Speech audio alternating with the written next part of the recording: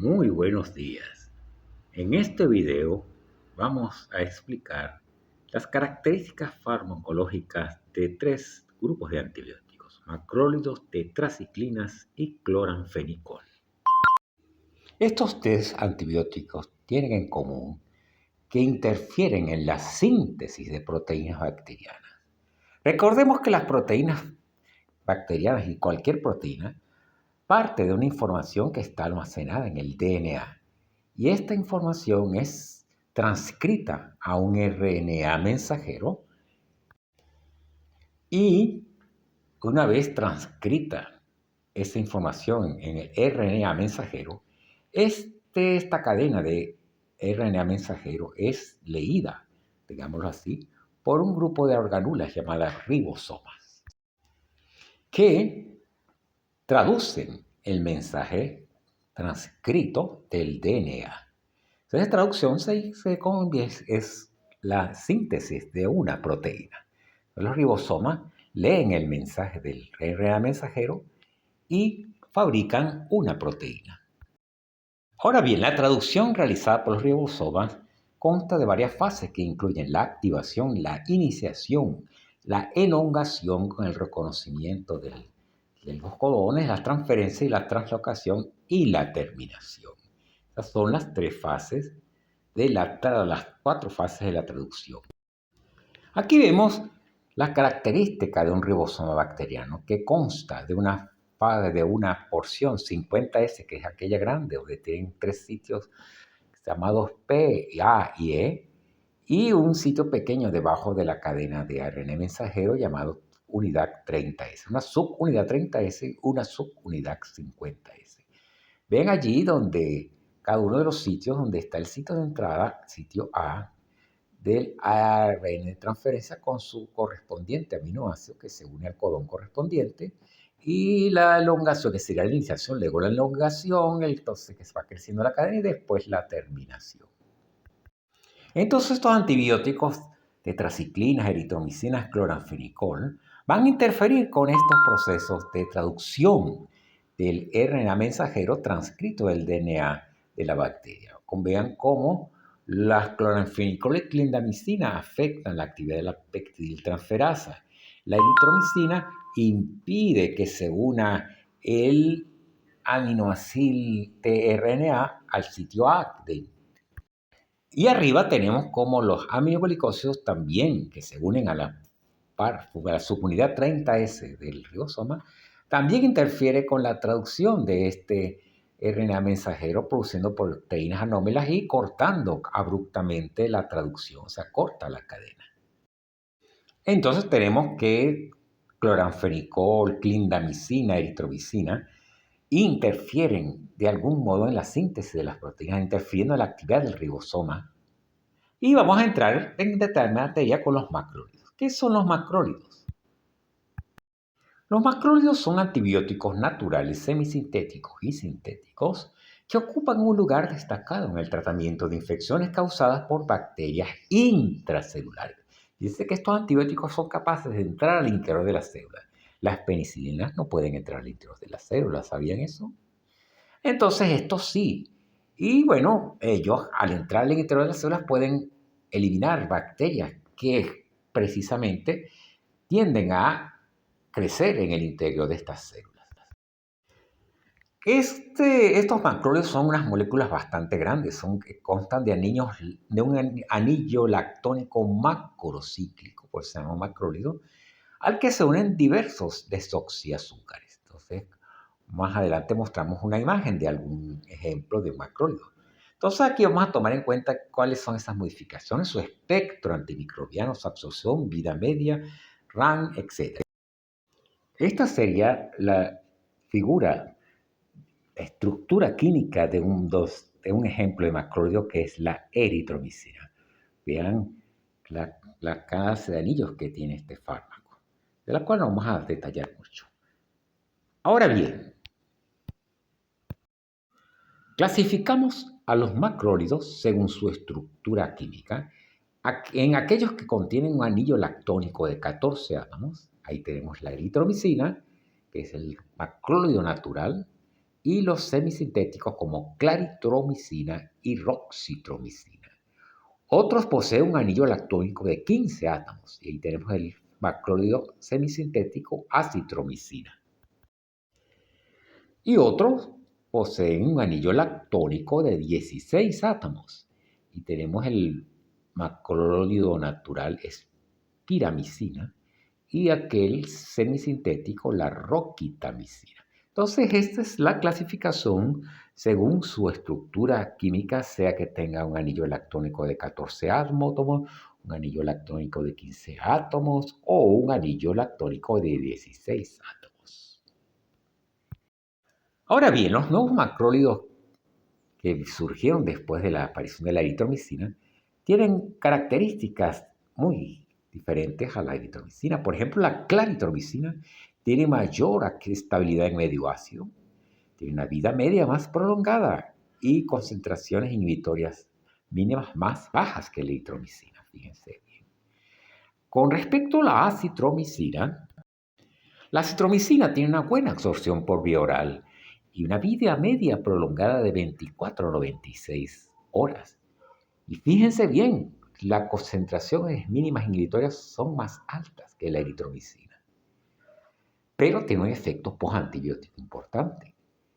De hecho, la eritromicina se puede dar una dosis cada 24 horas, que es lo que usualmente se indica, ¿no?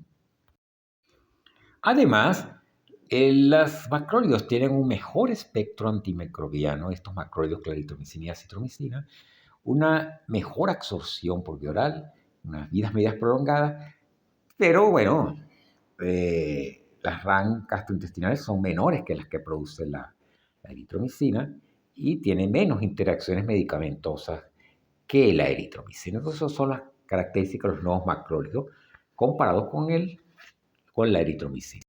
Entonces, como dijimos, el mecanismo de acción tiene que ver con la inhibición de la síntesis de proteínas de las bacterias. En los macrólidos se unen al sitio P del componente 23S de la subunidad 50S del ribosoma bacteriano, inhibiendo la reacción de la peptidiltransferasa, la translocación o ambas. Entonces, allí está el mecanismo de acción. Entonces, interfiere con la síntesis de proteínas, no van a poder sintetizar las proteínas. Y fíjense bien que el grupo de las eritromicinas bloquean el proceso de translocación del peptidil ARN transferencia, ¿no? O sea, no puede moverse, no puede ser transferido. Eso lo hacen los grupos de la eritromicina. Entonces, en este caso, allí se bloquea la síntesis de las proteínas, ¿no? Por otra parte, el grupo de la espiramicina, otro tipo de macrólido, inhibe la formación del enlace peptídico previo al proceso de translocación. Entonces, bien, el grupo de las eritromicinas, que incluyen claritromicina y acitromicina, bloquean el proceso de translocación del peptidil ARNT. En cambio, el grupo de la espiramicina inhibe la formación del enlace peptídico previo al proceso de translocación. Estos fármacos son bacteriostáticos y su acción bacteriostática y a veces bactericida va a depender de la especie bacteriana sobre la cual actúe, el tamaño del inóculo. Si es un inóculo muy grande, la acción va a ser interferida. La fase de crecimiento bacteriano, mientras si es una bacteria quiescente, no va a necesitar muchas proteínas ser sintetizadas. Y las concentraciones que alcance el antibiótico en lugar de la infección. Entonces, ¿cuál es el espectro antimicrobiano de los macrólidos? Ellos actúan sobre cocos gram positivos anaerobios, o sea, pectococos y pectoestreptococos, y cocos gram positivos aerobios, estreptococos del grupo A, B y C, Pneumoniae, y Viridans. Son los antibióticos de elección en infecciones por Bordetella pertussis, Legionella, Haemophilus ducreyi, Clamidia trachomatis, Mycoplasma pneumoniae y Ureaplasma urealítico, Campylobacter fetus y Yeyuni. Estas son bacterias que ustedes saben que pueden crecer dentro de las células.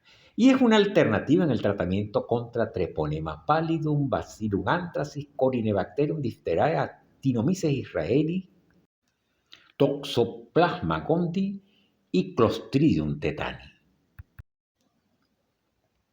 Ahora, con respecto a las características farmacocinéticas, tenemos que ellos tienen buena biodisponibilidad por vía oral, pero la presencia de alimento disminuye su absorción. Entonces hay que tomarlos lejos de las comidas. Son altamente liposolubles, ellos son bases débiles y tienen buena distribución en todos los tejidos. Tienen mayores concentraciones plasmáticas y una unión a proteínas plasmáticas entre un 60 a 90%.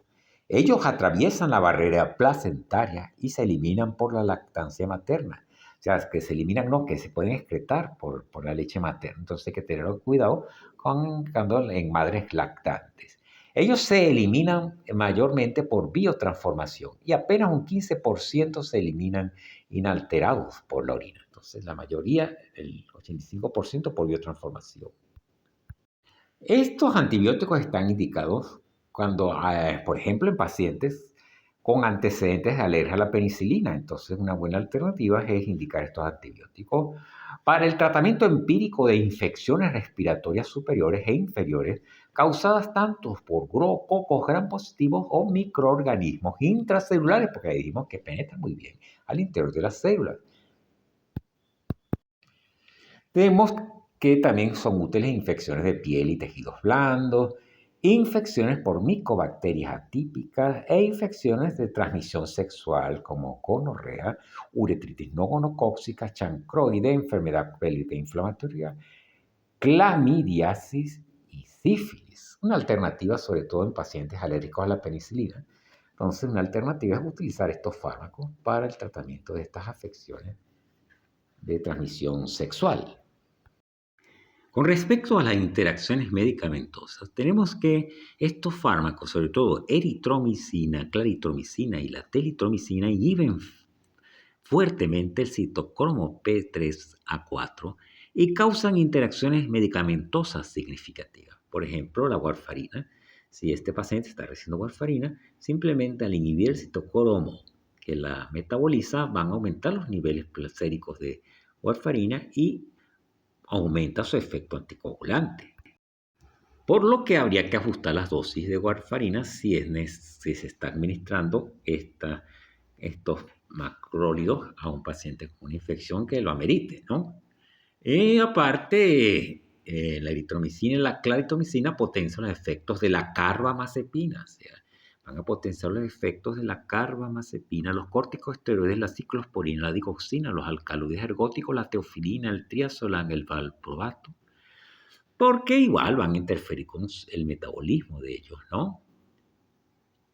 Entonces hay que tener en cuenta eso, porque el citocromo va a ser fuertemente inhibido por estos macrólidos. Ahora, hablando de las reacciones adversas medicamentosas, las más frecuentes tienen que ver con el aparato gastrointestinal.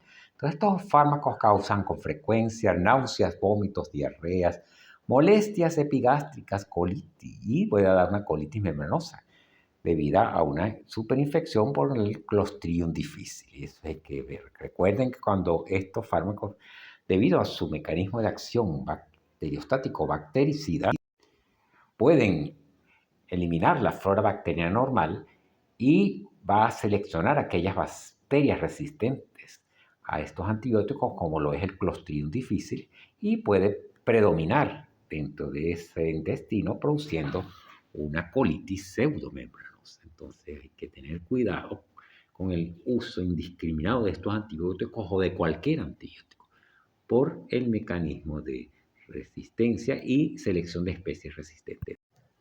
Sobre todo la eritromicina está involucrada en trastornos de hepatotoxicidad e incluso de ototoxicidad, aunque es más raro.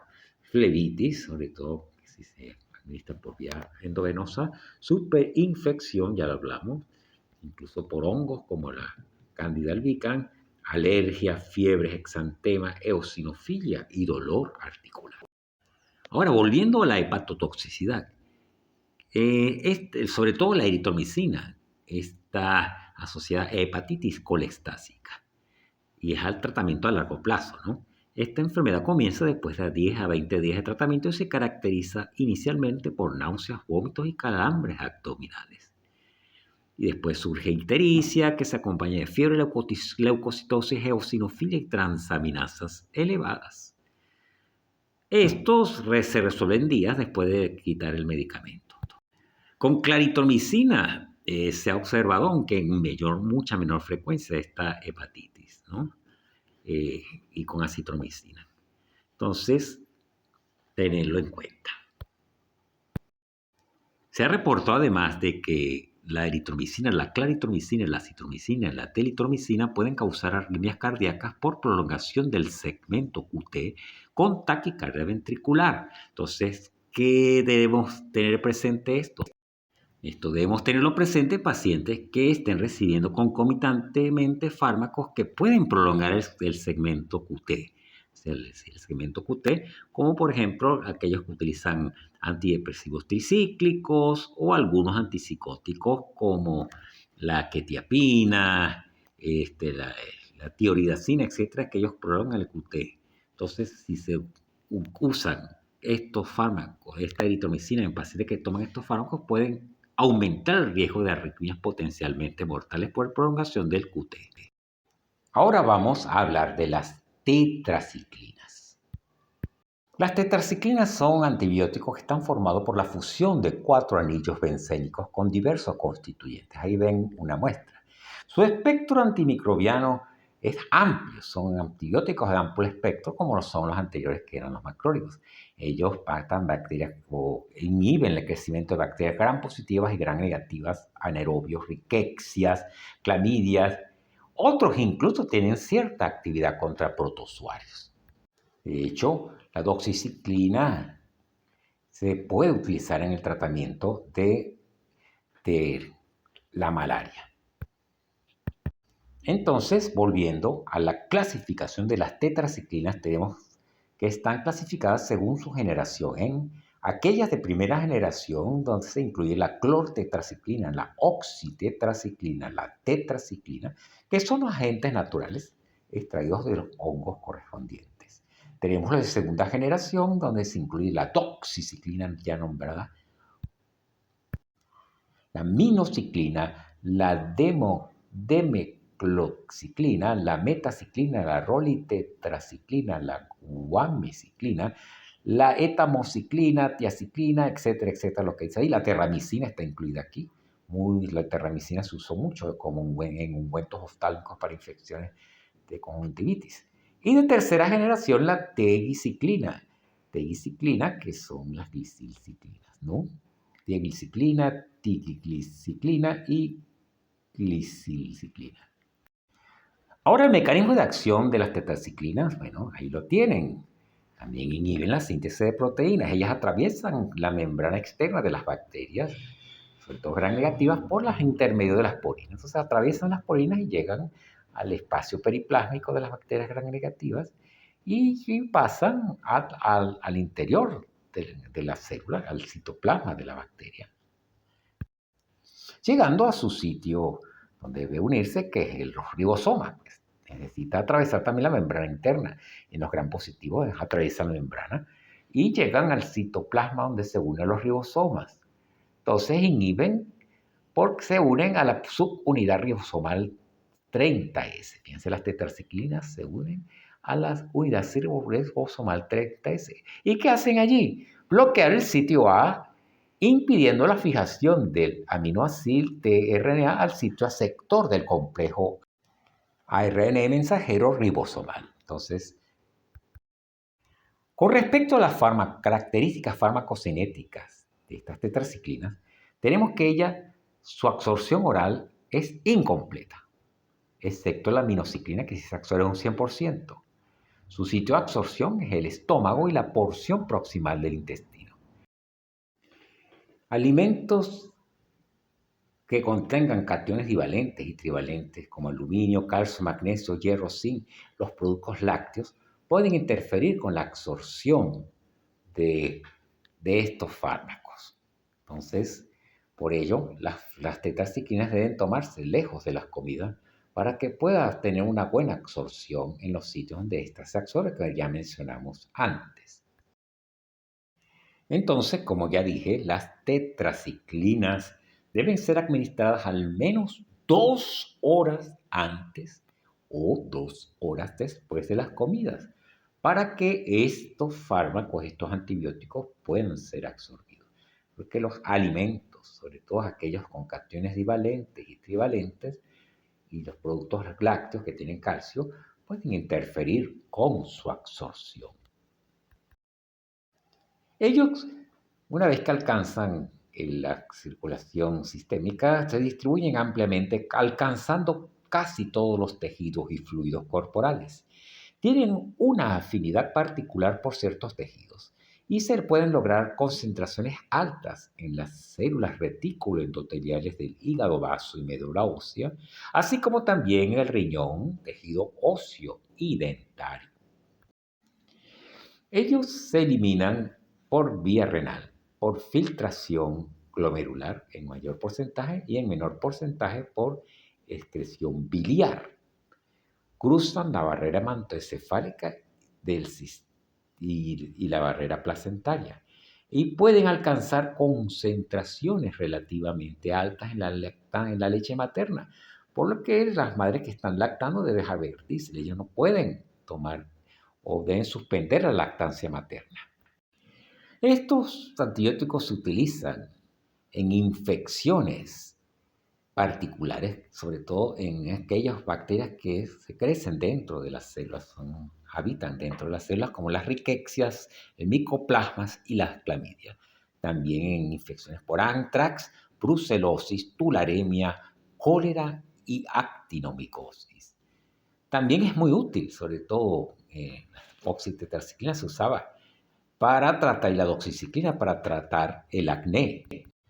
También, como mencioné anteriormente, la doxiciclina sobre todo se usa en la profilaxis, como tratamiento profiláctico de la malaria.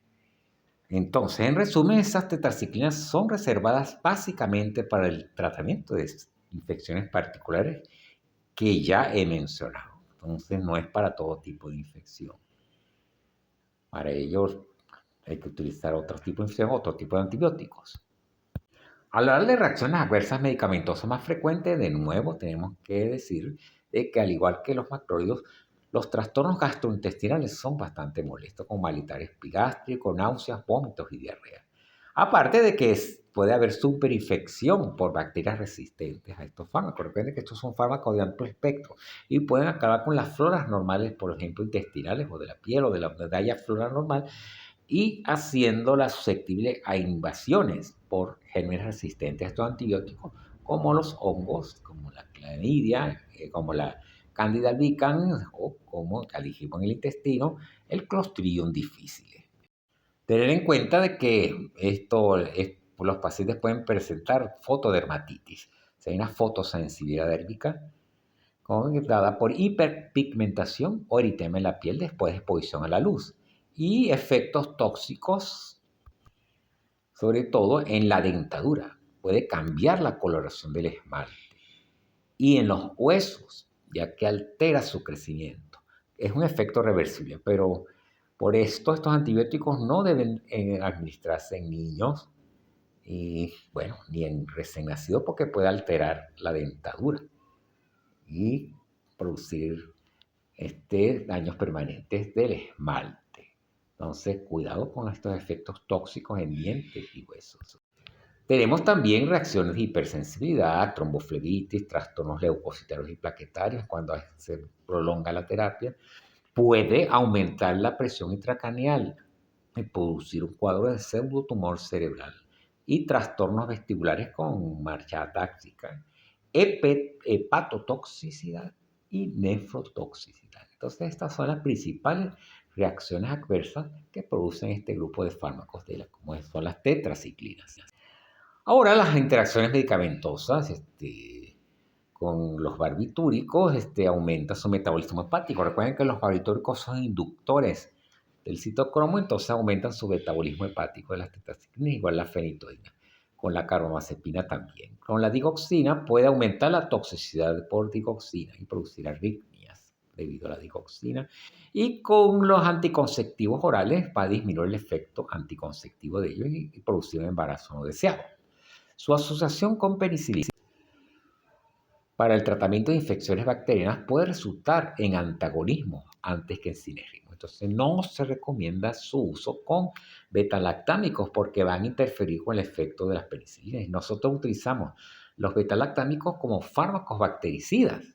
Entonces si agregamos, unimos tratamos con estos fármacos bacteriostáticos, se pierde el efecto bactericida.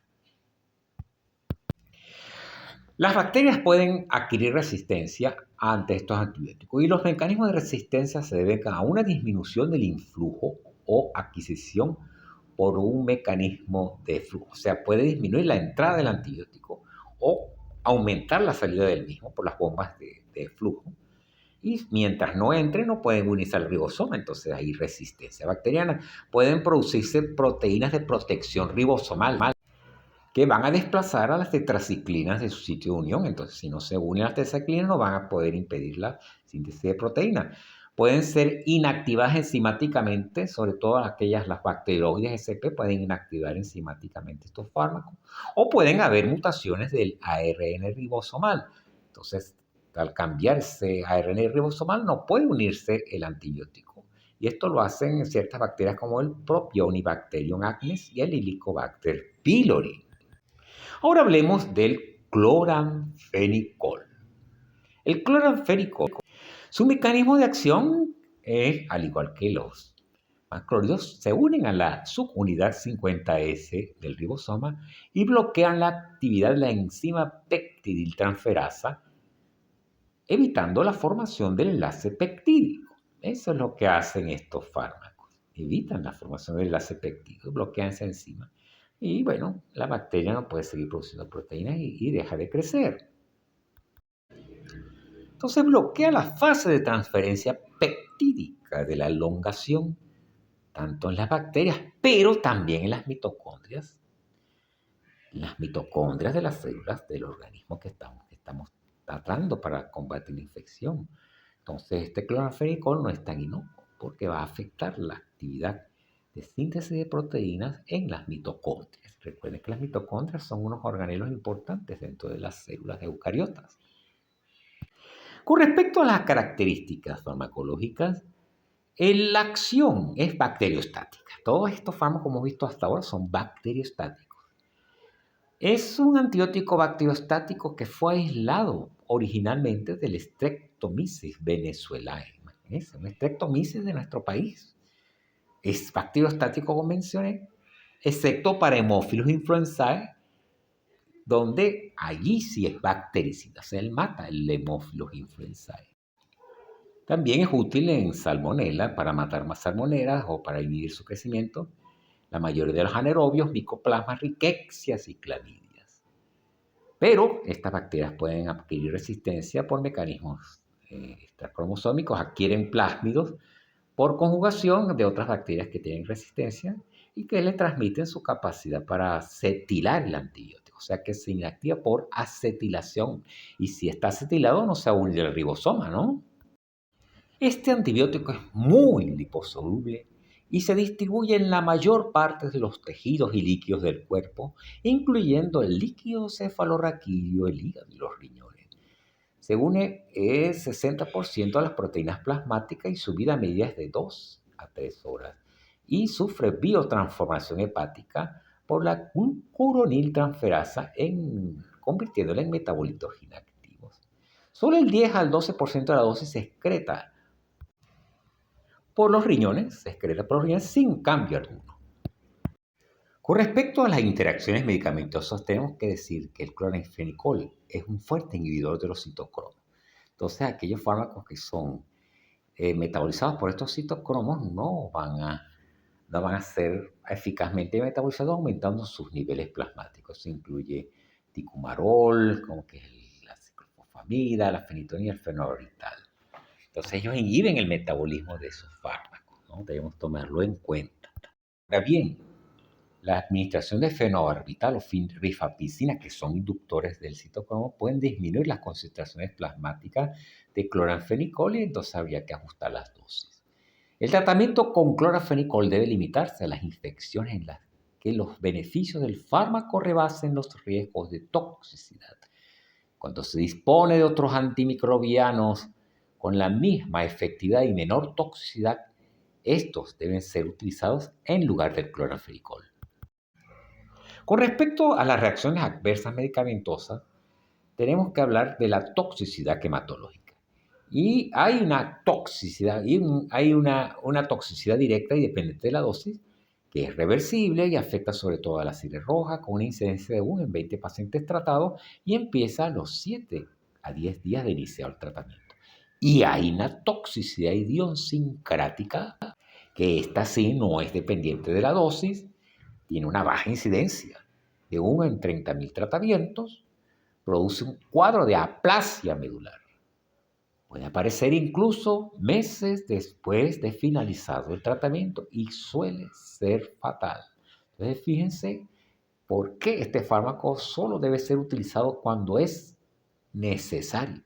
No se debe aplicar a todo el mundo, a cualquier infección, sino cuando esté estrictamente indicado. Entonces, esta toxicidad se caracteriza por una anemia plástica, una anemia hipoplásica, granulocitopenia y trombocitopenia, o sea, una aplasia medular, pues, total. Además, tenemos toxicidad a nivel del sistema nervioso central, con cefalea, depresión leve, confusión, delirio, neuropatía periférica, efectos gastrointestinales como náuseas, vómitos, diarreas, estomatitis, toxicidad dérmica con prurita y hasta edema angioneurótico, y el síndrome del niño gris. El síndrome del niño gris, el cual ocurre cuando se administra este fármaco a recién nacidos, prematuros y menores de 3 meses. Y eso es debido a la inmadurez hepática. Se acumula el cloranfenicol activo porque no se puede metabolizar por la glucuroniltransferasa porque está inmaduro el hígado. Se manifiesta a los 2 a 9 días después del tratamiento. ¿Cuál es la clínica? Empieza el niño con síntomas gastrointestinales como vómitos, diarreas, heces laxas y verdosas. La piel se le pone de color gris, con hipotermia, hipotensión, cianosis, color azulado en los labios, en los lechos unguales y en la piel por falta de oxígeno en la sangre y una depresión respiratoria. Como ven, es un cuadro grave, y eso hace de que no debe ser administrado en recién nacidos, prematuros y menores de 3 años, a menos de que sea estrictamente necesario. Entonces vamos a entrar en las contraindicaciones. Entonces no se debe indicar este antibiótico en recién nacidos o prematuros, por lo que vimos el síndrome del niño gris. Ni en embarazadas tampoco, ni en madres que estén lactando, porque este fármaco es excretado hacia la leche. O sea, la leche tiene alto contenido de cloranfenicol. Entonces, si la madre está lactando y necesita de verdad indicarse ese tratamiento, debe suspender la lactancia materna. Bueno, esto es todo por hoy. Espero que la pasen bien. Pronto tendrán otro video referente a los aminoglicósidos, un grupo de fármacos muy utilizados en las infecciones por gram negativo.